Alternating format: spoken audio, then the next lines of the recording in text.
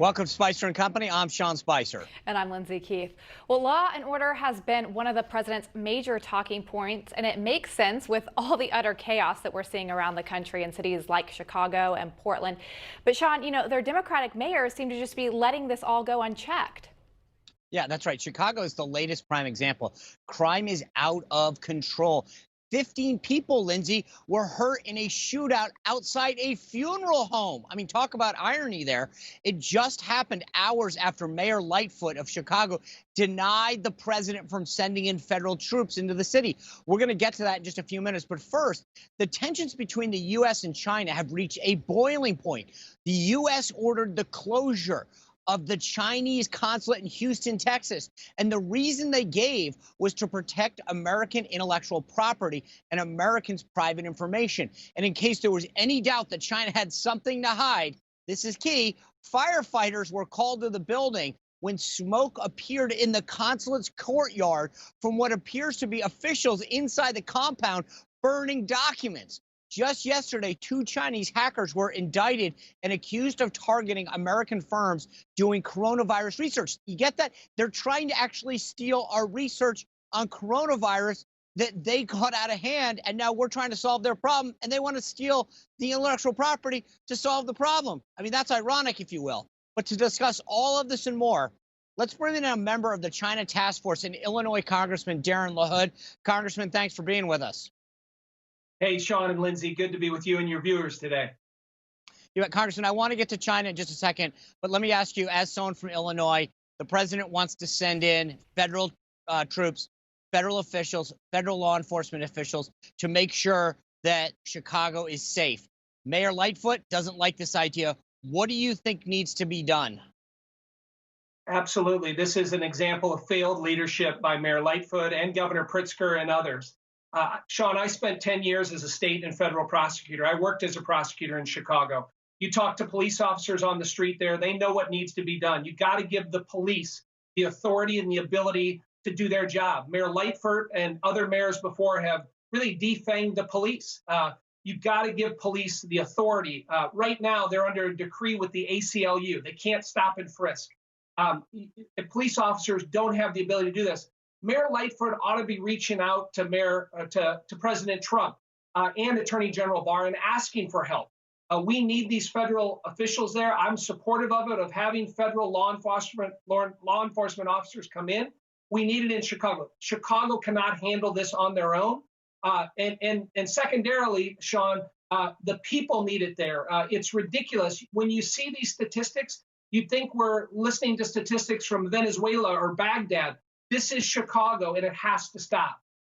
Yeah, I agree with you. I mean, it's amazing that this is a major U.S. city, and we're seeing this night after night, and there's no outrage from the left in particular. It's amazing what they get outraged about, yet when these people die, nothing.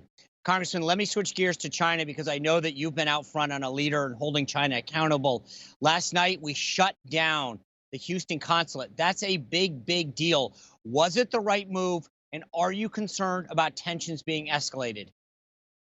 Yes, it was the right move. And I give Secretary Pompeo and President Trump a lot of credit. We can't continue to sit by and have China rip us off. And this was a message sent across the bow to China in shutting down their consulate in Houston. But also remember, Houston is an area where we have strong aerospace technology. We have a strong energy space there. We have Laughlin Air Force Base, and China continues to engage in practices, whether it's espionage, whether it's stealing our intellectual property. It has to stop. And so, again, the State Department did the right thing. We have to change the behavior of China. I do serve on the China Task Force. And what we've been tasked with is how do we improve the competitiveness of the United States? That means on the economic front. It means on the supply chain front. It means on the national security front.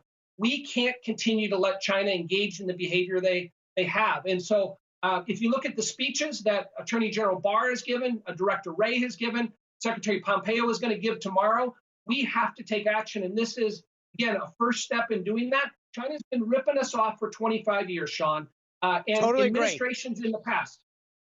Totally agree. But are you concerned about retaliation? They're not gonna take this lightly, Congressman. You know that. You've been trying to hold them accountable. I totally agree with that. Are you concerned they're gonna retaliate? Well, they may, and that's fine, and we'll deal with that.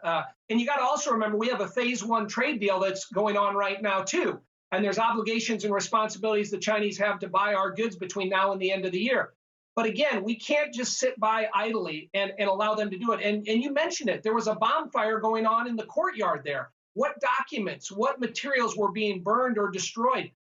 We've seen with COVID, Sean, the lack of transparency, the deceitfulness, China lying through the World Health Organization. How can they be trusted when they haven't had a record of being trustworthy? So again, we'll have to deal with the consequences diplomatically because of this, but something had to be done. Yeah. Talk about exposing it. The irony is they were probably burning the secrets that they stole from us in the first place. So if anything, it was probably a good thing that they were burning those things because it's less that they could steal. Congressman, you talk about exposing things through the China task force. I know one of the things that you guys have been out front on is exposing China's treatment of the Uyghurs. Talk to me about what you're doing to hold them accountable. Absolutely. Well, when you watch this disturbing videos that came out over the weekend and the last few days, I mean, it reminds you something out of a Nazi-era film of Uyghurs being rounded up. I know you're showing it there. I mean, it's disturbing. These drone shots of what these Uyghurs, these re-education camps, we cannot sit idly by and let this happen. And we need the world to also get behind us. Other countries that care deeply about these issues. But China continues to say one thing out of their mouth that they support human rights and this is nothing. But when you see these videos, a picture is worth 1,000 words, and this shows it. And so what are we doing? We're looking at sanctions. We're looking at tariffs. We're looking at holding companies accountable that are involved with the forced labor camps in the western part of China, in Xinjiang. That's what we have to do. Again, we have to hold a number of these companies and businesses that are engaged with the Chinese communist country over there, and we're not doing enough there, but we're looking at all options. Congressman, before I let you go, let me ask you a quick question. Do you think you're going to get a deal on this next COVID stimulus package? It looks like the Republicans are having a hard enough time agreeing themselves, never mind negotiating with the Democrats. Well, listen, I think we ought to focus on a few monumental things. Liability protection has to be in there. We have to fix the unemployment insurance. We can't incentivize people to get $600 a week to stay home.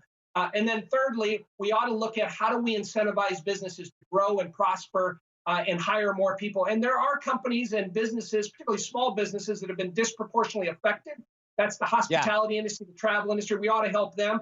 We ought to. I'm dubious about spending a lot of money, but if we focus on those things, I think we can bring some relief that is needed.